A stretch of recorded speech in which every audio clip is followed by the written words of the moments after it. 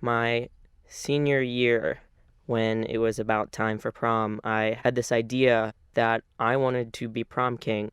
I've got the support, I've got my family behind me, I've got friends. I spoke to all the appropriate people. I made these ridiculous little flyers to get people to vote for me. I plastered them all over the entire school.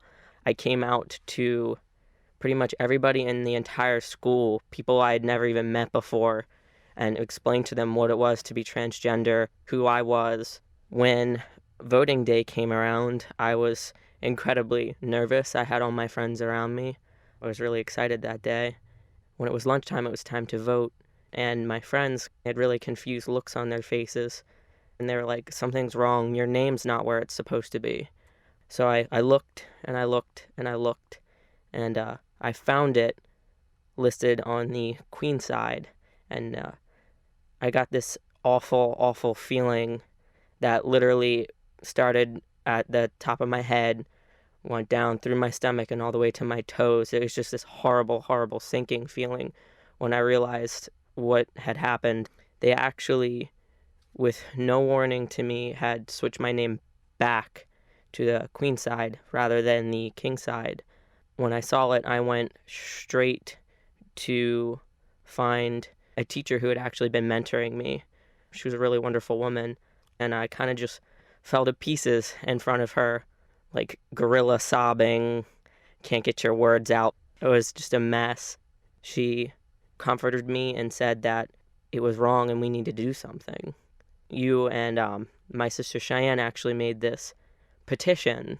I just remember being extremely angry and thinking that if it was such an easy concept for me to grasp, I didn't understand how other people couldn't do the same thing.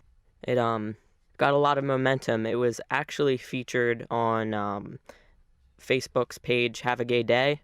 Oh, It yeah, I blew up remember pretty that. big. Yeah. From there.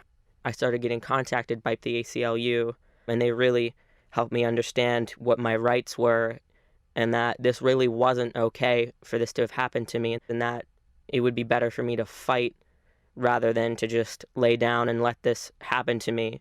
And it was around then that I really decided that I never wanted another human being to have to feel that sinking feeling I felt that day.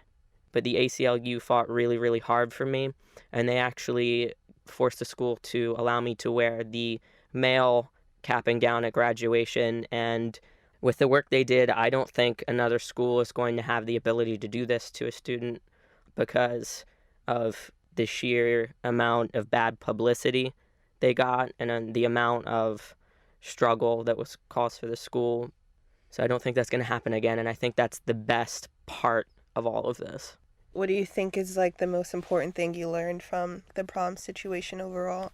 It takes a lot of people to make a difference, but in order for that to happen, one person has to stand up first.